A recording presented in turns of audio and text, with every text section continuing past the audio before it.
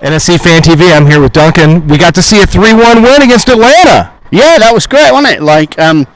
I was quite worried about Atlanta, to be honest, because of their record and because, last year they were great. This year they've, lost one or two? One. Yeah. One. Now it's two. Until now, yeah. And I was a little bit worried, especially after the performance on Wednesday, which I can actually remember. You did an interview. Something's on tape for that, bud. You did. Good Lord. Well, that was surprising. Anyway, it was hilarious. Thank you. And I'll try not to change my thought halfway through my sentence this time. Okay. But anyway, I thought that in the first 10 minutes, we were just at them. We were high press, all over them, zooming around. It was amazing. I was like, oh God, it's so nice to see Nashville play like this because it's kind of against what you think, how you think Gary's going to play, especially when he's up against a team who could potentially embarrass us.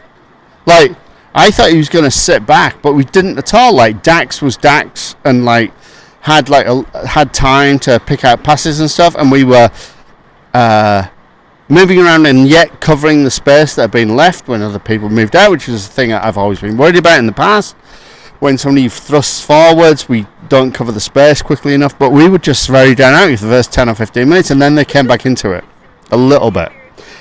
But they couldn't get on top of us. And Pico I thought was brilliant, and I thought that McCarty was great, and then the second half, the substitutions, I was so surprised. Honestly, how can you get a handle on what Gary's going to do? When Schaffelberg came on, everybody was thinking, he's going to bring Pico off. We're up. Yeah, he's definitely going to bring Pico off, right? And that's the way that Gary... And he didn't. Speedsters, all speedsters, and we're up. Yeah, and I was like, this is thank you. And it's as if all that strong structure that Gary's built, he didn't do that today. And he gave the players responsibility to play, rather than trying to impose a structure on them in which they are uncomfortable. And you had this, it was a really fluid formation, especially in the first half, where you had it was basically 4-3-3, right? But you had at sometimes it wasn't that, because Mukhtar would drop, yep, and you'd have Pico and Bunbury moving outside, yep. So that it was a really dynamic formation.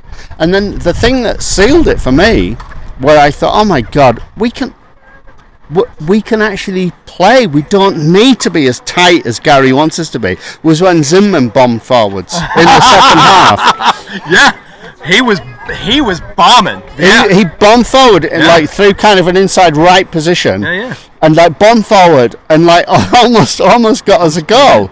And that was that was the same channel through which we got Schaffelberg in, yep. Which was brilliant. And Schaffelberg, when he came on, after he scored a goal in the first 5 minutes that he was on, he was just I'm better than you lot. Yeah. Don't you think? He was just he was just I can play some balls over the top. I can get the ball and play it close. Schaffelberg was great when he came on. And in the past, I've said to you, it must be really easy for a defender when you see somebody like Schaffelberg going off and they bring on Godoy. You think, my life just got a bit easier.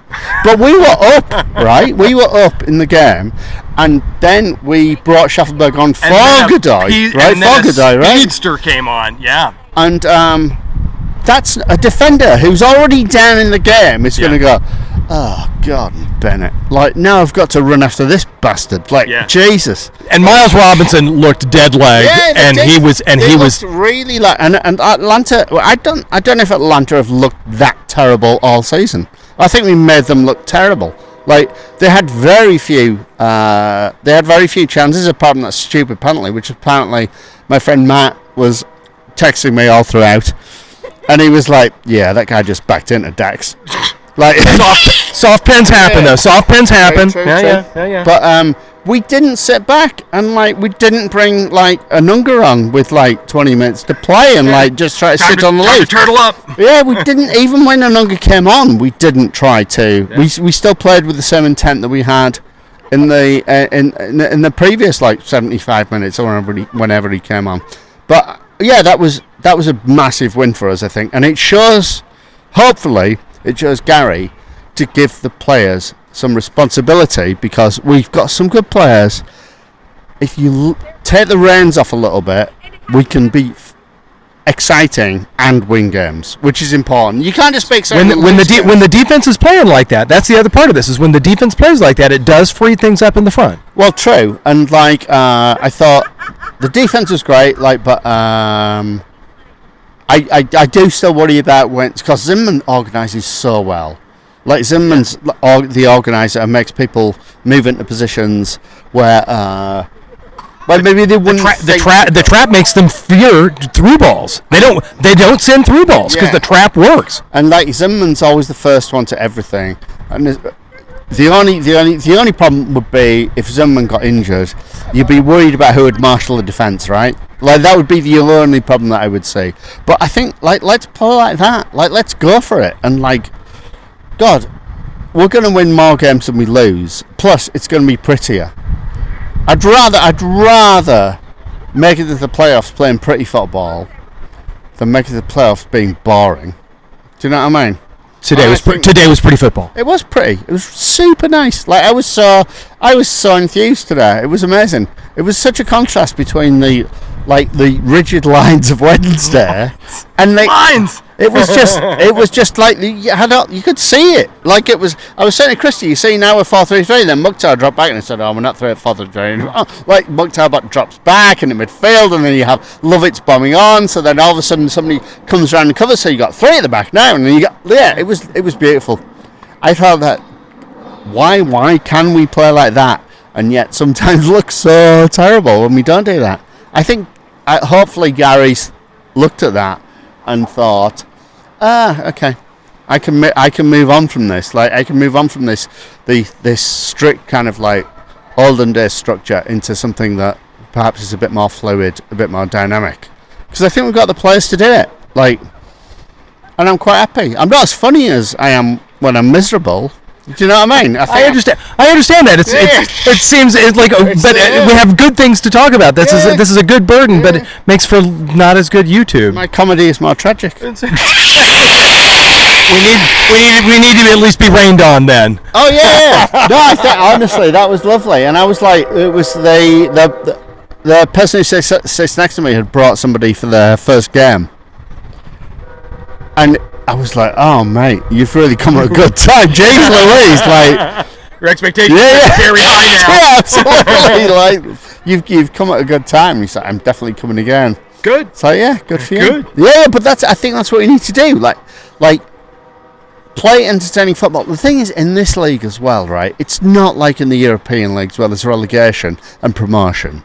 You can afford to actually be expressive and adventurous. Yeah. Do you know what I mean? Because there's jeopardy. Because it's a mid-table league too, and it's a mid-table league too. Absolutely. It's like, look, we only need to finish ninth to still have a chance to play for the playoffs. And there's not that jeopardy. Plus, if you set that bar where you're playing like attractive, exciting football, it bothers other teams. Like, when you're in the playoffs and you've seen a team play attritional football all season long, and you're the opposition, you're probably thinking, we could probably snatch a win here. But if you've seen a team playing like dynamic, like go for it football, you're definitely thinking, oh God, we might be battered here. Like, we could have beaten them 5-0 today.